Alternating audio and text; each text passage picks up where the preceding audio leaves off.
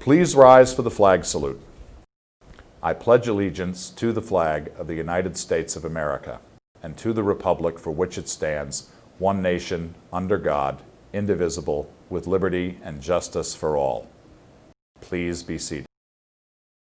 You don't have to feel this emptiness. She said, I love you till the day that I die.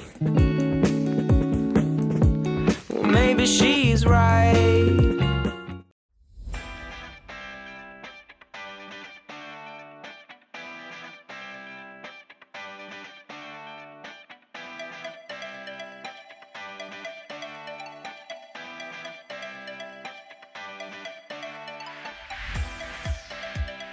So what's really funny for me is I've actually always kind of been taking time to focus on my health and maintaining a positive mindset. And interestingly enough, I feel like I had some of those strategies that I've been working on for years, and I feel like now it's almost more relevant than ever. So for me, it's really just continuing to maintain those routines that I have, and taking time to continue doing those things I've always done, and setting a schedule, because that's been more challenging than ever. I've done a tremendous amount of more reading. I mean, I was already very much a reader to begin with, but I think the last time I read this much was probably when I was in graduate school. So I've been doing.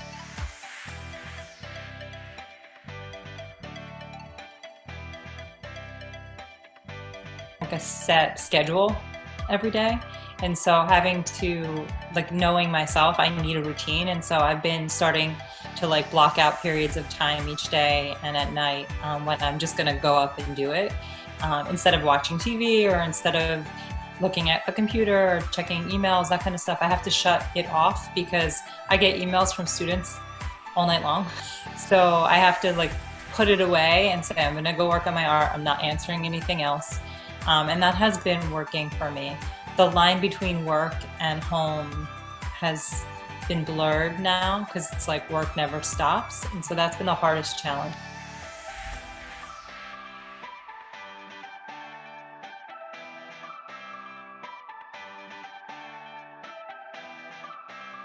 Weird. There's more time, but I'm probably more productive during a normal school day and school year. I'm definitely a creature of habit, so I have pretty regimented routine during the school year that works really well for me. I get up at the same time every day.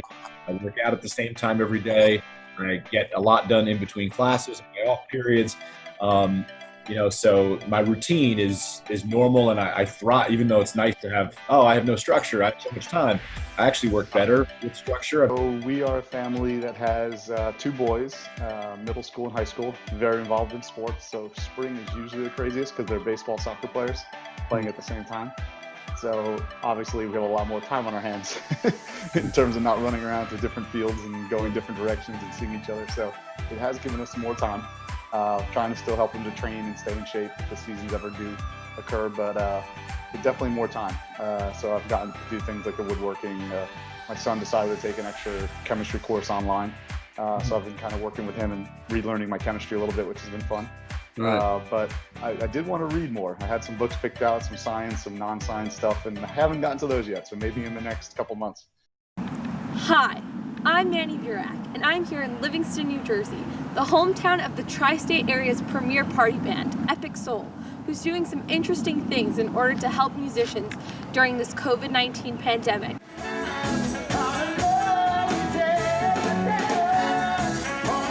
Epic Soul Band. They're one of the tri-state's most popular wedding and corporate event bands, playing at venues such as the Rainbow Room at the top of Rockefeller Center and MetLife Stadium. The band has had a huge amount of growth and was celebrating 10 years of success in the start of 2020. But what they didn't know was that a large pandemic would soon turn their world upside down.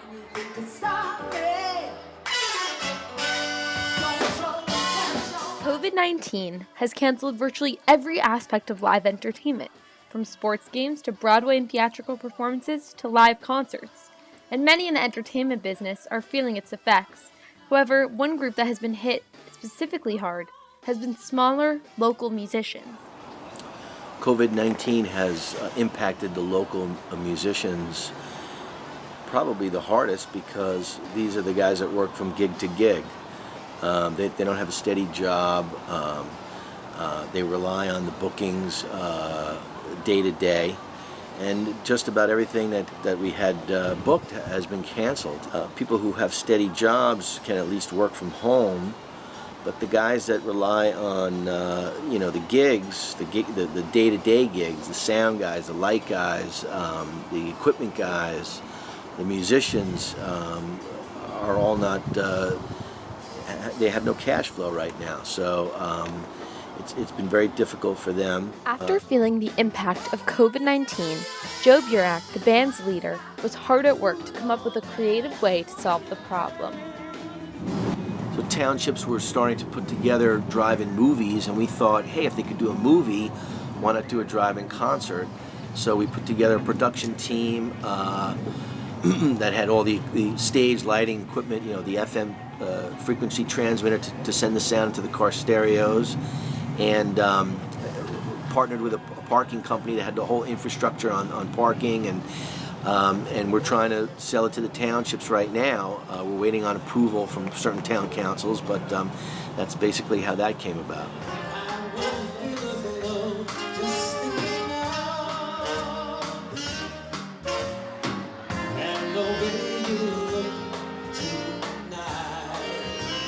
I think that COVID-19 is having a major impact now, but I think that the live music industry will bounce back eventually.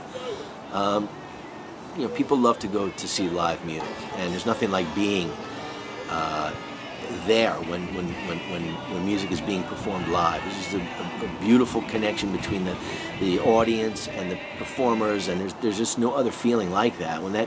When that handshaking is happening, it's a beautiful thing, and everybody is really, in another world, enjoying something that's very special.